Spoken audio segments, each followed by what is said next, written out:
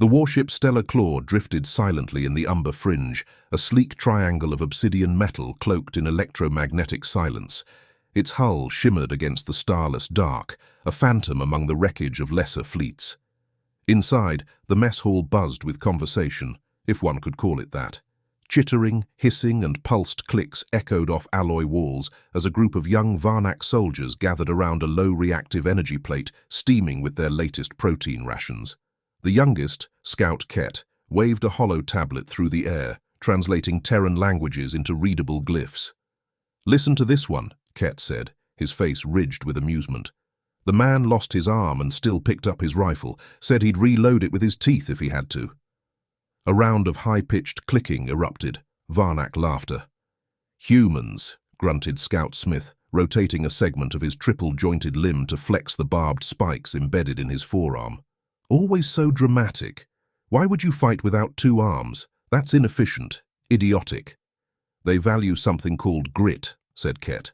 "I think it means pain tolerance mixed with poor planning." "Primitive," Officer Ree snorted from across the table.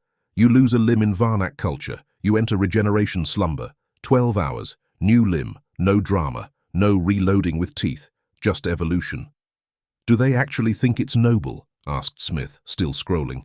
"That it's admirable to fight past your physical limits?" Ree shook her head. "I don't know what's more ridiculous, their movies or their battlefield reports. The last man standing. One soldier holding the line."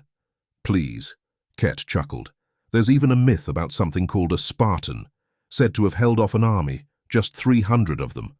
The whole table laughed, until someone coughed behind them. Not a polite cough, a deliberate one. A warning. The Varnak cadets turned slowly, their amusement draining as a tall, scarred figure entered the mess hall without a sound. Commander Gray, veteran of the Shadrach siege, survivor of the Grell outbreak, the only Varnak officer to have fought on a death world and returned without replacement limbs. He was rarely seen, even more rarely heard. But now he stood behind them, arms folded, his breathing steady, his expression unreadable. "You find something funny?" he asked. Silence. "No, Commander," said Ree quickly, standing straight, posture tense. Gray stepped forward, picked up the hollow tablet from the table. His sharp eyes scanned the quote. "I'll reload it with my teeth." He stared at it for a long moment, then set the tablet down. He didn't laugh. He sat, and then, without ceremony, he spoke. "I watched one do that," Gray said, his voice low, gravelly. The cadets blinked. "At the siege of Delcan III, he continued, "we'd already taken the surface, or so we thought. Recon drones were down, radiation flares made scans useless. We moved in on foot, cautiously, like professionals." He leaned back, his eyes not focused on the room anymore. "There were 4 of us, advanced recon team, fully armed, optics linked. We were sweeping the west corridor of an underground base, a human facility, mostly empty, until he showed up." Gray paused. One man. Alone. Ket leaned in slightly, forgetting himself. "And?" Gray looked at him. "No armor. Just combat fatigues, covered in dirt and dried blood, one eye swollen shut, his left arm, useless, hanging by threads, shot through the thigh, breathing like a furnace." "Why didn't he surrender?" asked Smith. "He didn't have time." Gray's voice sharpened. "He moved before we did. We had the advantage. 4 Varnak soldiers, freshly rested, enhanced reflex suits. He had a cracked helmet and a sidearm." "Then you killed him?" Ket asked, uncertain. "No," Gray said, leaning forward. "He killed 2 of us before we knew what was happening." The cadets stared. Gray continued. "First shot hit Rivek in the neck seal, ruptured his pressure membrane, gone in 6 seconds. Before we could counter, he rolled left, on one leg, mind you, used a broken wall panel to block our fire and dropped a proximity mine." "You said he only had a sidearm," said Ree, skeptical. "He did. The mine was built from our own field tech, rewired. He'd pulled it off a downed drone and refitted it, in the dark, one-handed." The cadets were quiet now. "He took a third of our team with him in 90 seconds. Then he ran, on a shredded leg." Gray's eyes didn't blink. "I chased him, me, Commander Gray, full combat gear, tracking optics, neural reflex amplifier. He still outmaneuvered me." "Impossible," said Smith. but his voice lacked conviction. He led me into a maintenance shaft. I thought he was crawling to escape. I followed. Gray's jaw tensed. He wasn't crawling. He was baiting me. There was silence. I triggered a pressure plate. The whole shaft sealed. All I heard was his voice over a looped speaker. Said, and I quote, "Better luck next war, lizard." Ree's throat clicked. What happened after? Command pulled me out 2 hours later. No sign of him. The base was abandoned, but we ran the records. That facility had been evacuated for 3 days. So why was he still there? Ket asked. Gray looked around. That's what you all don't get, he said, finally standing. You laugh at the myths. You mock the pain, the loss, the absurdity. He tapped the hollow tablet again. Reloading with teeth.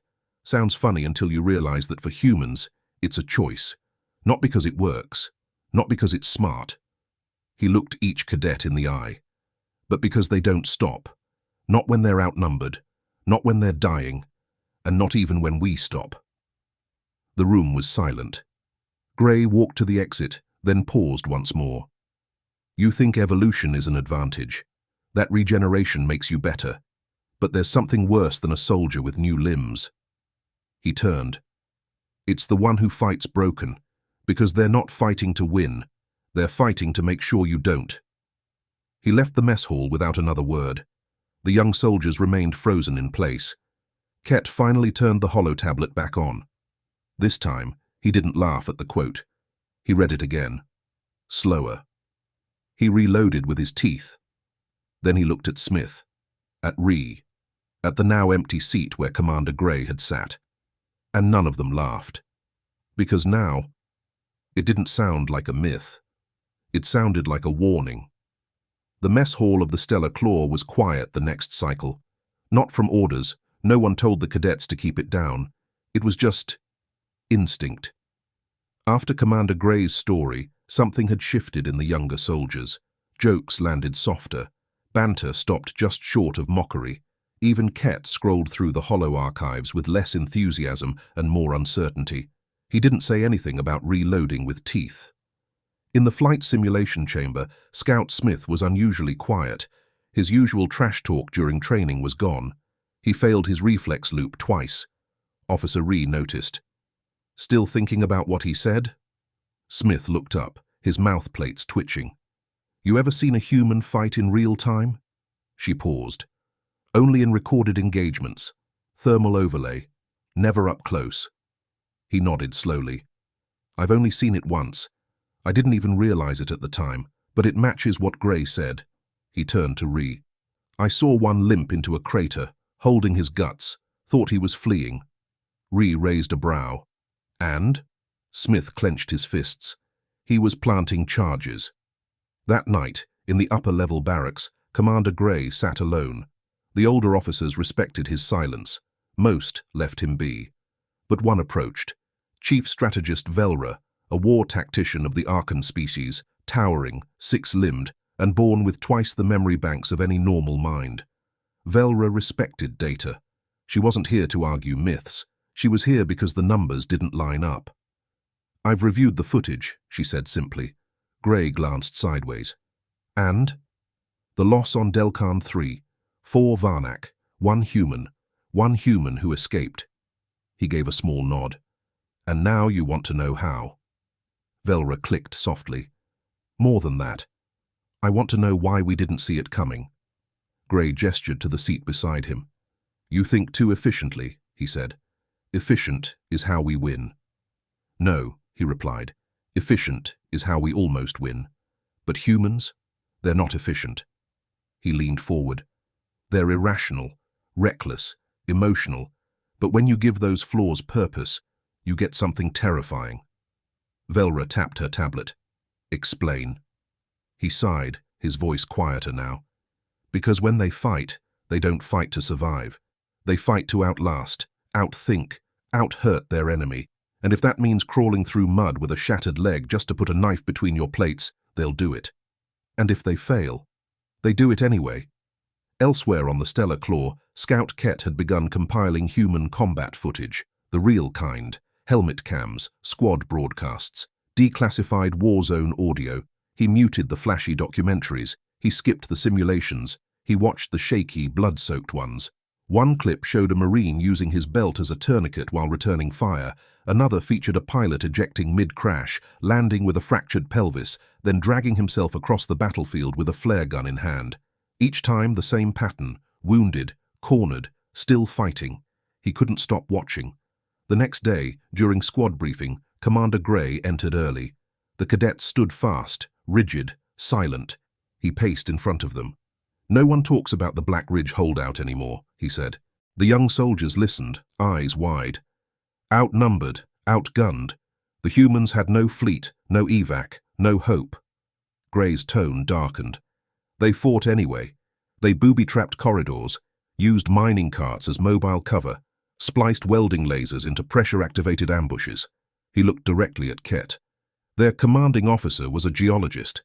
He used seismic scanners to predict Grell movement and coordinated ambushes by walkie-talkie. Smith shook his head. "How many held the ridge?" 47, Ree swallowed. "And how long?" Gray answered without hesitation. 13 days. Velra was listening from the side now. She stepped forward. "And the Grell?" Gray didn't blink. "They lost 900. Silence. "They retreated on the 14th. "Against civilians?" Velra asked. "Against humans," Gray said. "Civilians who learned how to kill on the job." He tapped the table once. "They didn't fight to win. They fought to deny. Deny the enemy peace. Deny them pride. Deny them a clean victory." Ree shifted uncomfortably. "But that's not strategy." Gray nodded. "Number. That's personal." After dismissal, no one joked about myths. No one laughed at the hollow tablet. In their quarters, the young Varnak sat quietly, replaying old engagements. And for the first time, they watched them differently. Smith stood near the view window that night, watching Earth rotate in the dark void. Tiny, blue, seemingly harmless. He clenched a hand. "You think they ever stop?" Ket joined him. "No," he said softly. "I think that's the point." The Stellar Claw's internal corridors hummed with subdued energy.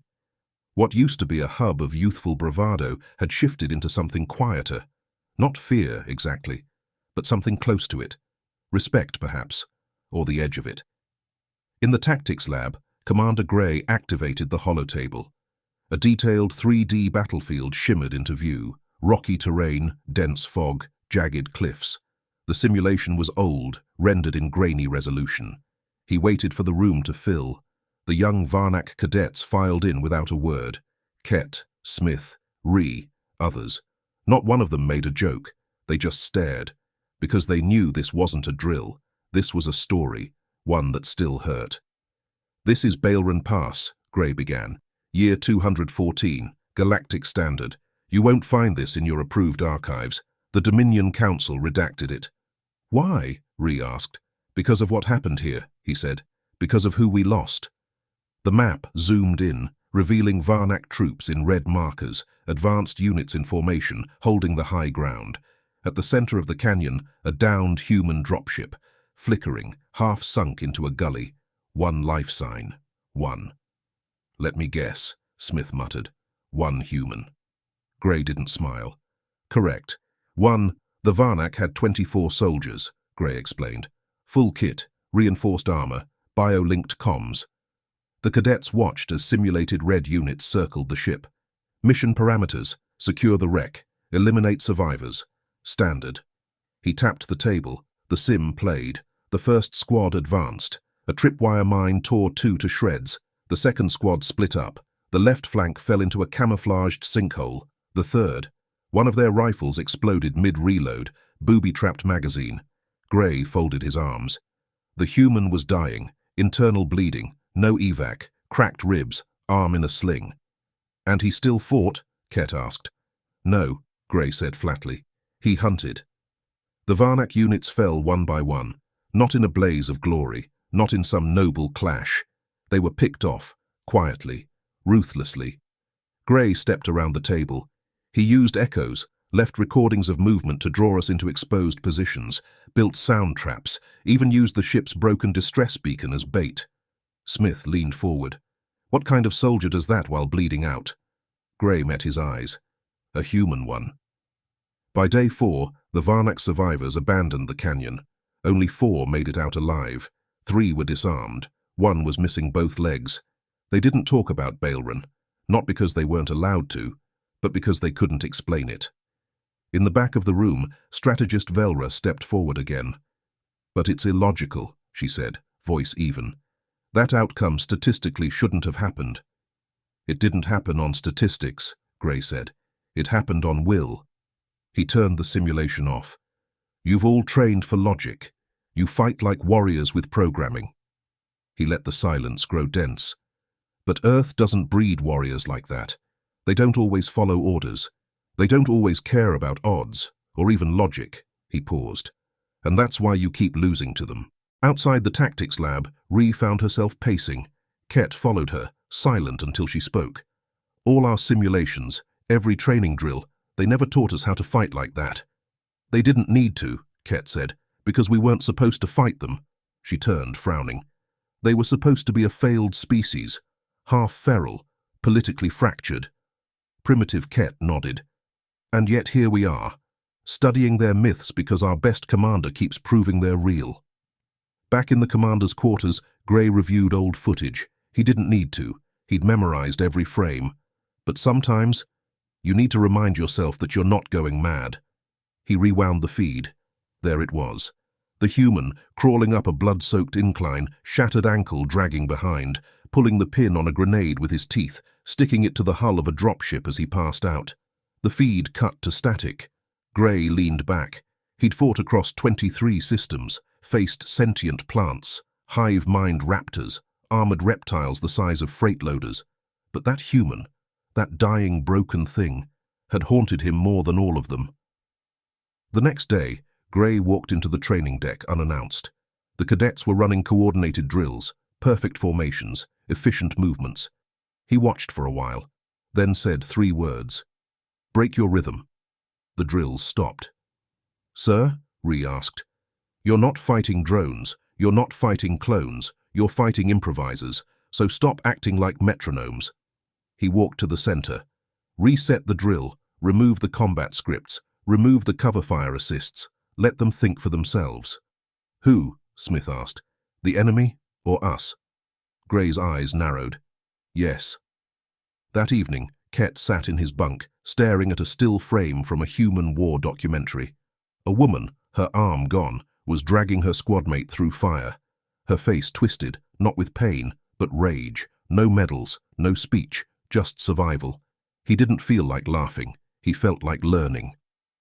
3 cycles later, the Stellar Claw received an encrypted relay from Central Dominion Command. Its contents were strange. No coordinates, no tactical updates, just a name. Operation Saltblood. Commander Gray's jaw clenched when he saw it. He hadn't heard those words in 15 years. He never wanted to hear them again, because Saltblood wasn't a battle. It was a lesson, a dark one, and he wasn't going to let these kids learn it the hard way. "Cadets," Gray said the next day, his voice lower than usual, "gather in briefing hall 2. This isn't training." There were no drills waiting, no projections, no instructors, just Gray, and a black hollow drive the size of a coin. He slotted it into the terminal. "This file isn't in your archives, never was. I stole it, erased it after I saw it." He looked at them, eyes hard. "If Command finds out I showed you this, I'll be stripped of my rank." He paused. "Which is why I'm only showing you once." Then he hit play. A shaky cam flickered on.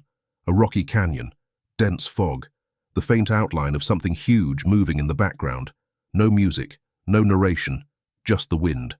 Then the camera panned to a figure, a human, female, compact, dirt on her face, bleeding from the temple. She held a sniper rifle almost as tall as she was, and she was dragging another human by the vest across a field of half-buried mines. The timestamp flickered, plus 17 hours, 44 minutes. She had been moving for nearly a full Earth day. No food, no communications, no help. "This was Saltblood," Gray said softly. "A recon op on the storm side of the Namari Divide. Dominion thought the humans wouldn't risk a push across the glacier fields. Too volatile." He gestured at the footage. "They were wrong."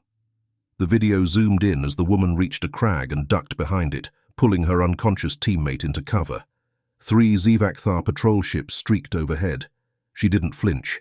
Instead, she pulled a thermal blanket over her wounded comrade, tapped his chest, then turned, alone, and crept up a cliff with nothing but her rifle and a sidearm. Gray's voice hardened. She didn't wait for orders. She didn't call for rescue. She became the mission. Ket leaned forward, transfixed. Ree's hands were clenched tight. Smith didn't blink, because on that screen, they weren't watching a soldier.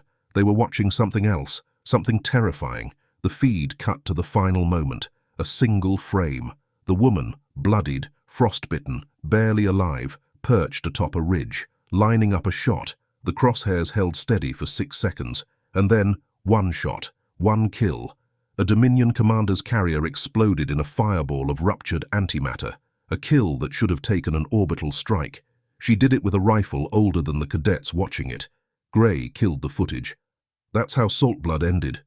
Silence followed. Not stunned silence, but the kind that happens after belief breaks.